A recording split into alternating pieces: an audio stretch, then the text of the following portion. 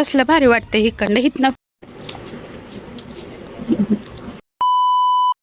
Hi hello नमस्कार, स्वागत आहे तुमचं आपल्या कल्याणीज ब्लॉग्स 98 चॅनलमध्ये.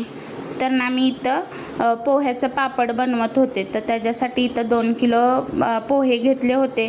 ते स्वच्छ निवडून घेतले आणि चाळून घेतले आणि ते झाल्यानंतर त्याला स्वच्छ धुवून झाल्यानंतर ना सगळं ते 5 मिनटं भिजण्यासाठी ठेवले होते आणि ते भिजून झाल्यावर त्याच्यामधले सगळे पाणी काढले आणि पाणी काढून झाल्यानंतर एका परातीमध्ये घेतले आणि त्या परातीमध्ये चिली फ्लेक्स आपल्या आवडीनुसार तिखट कसं पाहिजे तसं घेतलं होतं.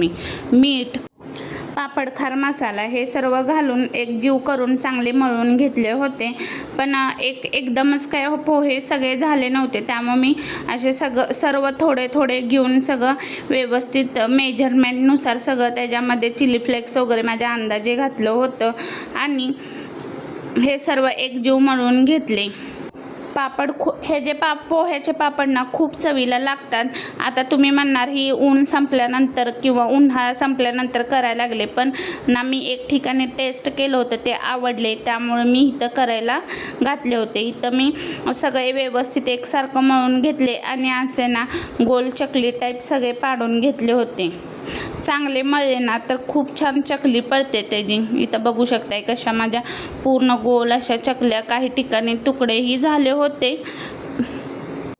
पण ह्याला काही वाळण्यासाठी जास्त ऊन लागत नाही, त्यामुळे मी घातले होते. टेस्टला खूप म्हणजे खूप छान झाले. पुढे तुम्हाला मी दाखवतेच. कॅमेऱ्यावरनं बोट काढकी दिसतंय का? दिसतंय.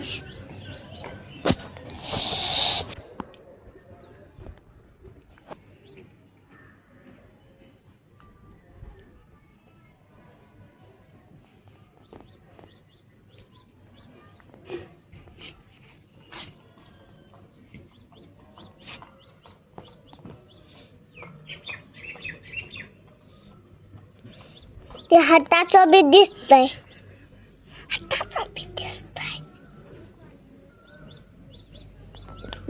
जरा खायला दे की.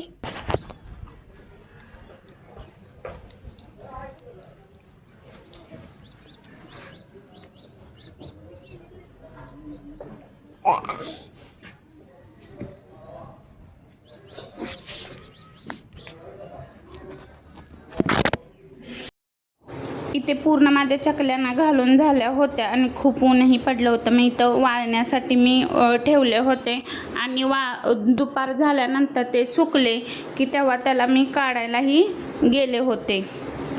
इथं क्लायमेट खूप छान झाला, म्हणजे संध्याकाळच्या टायमाला मी काढायला गेले होते. इथं बघू शकताय वाळले होते चांगले. तरीही मी त्याला परत दुसऱ्या दिवशी आणि ऊन दिलं होतं आणि ते ऊन झाल्यानंतर चांगले इथं मी तळूनही बघितले होते. तर क्लायमेट किती सुंदर झालं आहे बघा. पापड काढायला गेले पण इथं मी छान असं कॅप्चरमध्ये घेतलं होतं. खूप छान असं क्लायमेट झालं होतं. तर कसे वाटले तुम्हाला आजची पोह्याची पापडाची रेसिपी हे नक्की कमेंट करून सांगा. आणि जाता जाता आपल्या चॅनलला अजूनही सबस्क्राईब केले नसेल तर नक्की सबस्क्राईब करा. चलो, आपल्या व्हिडिओला लाईक, कमेंट आणि सबस्क्राईब करायला विसरू नका. Bye bye guys.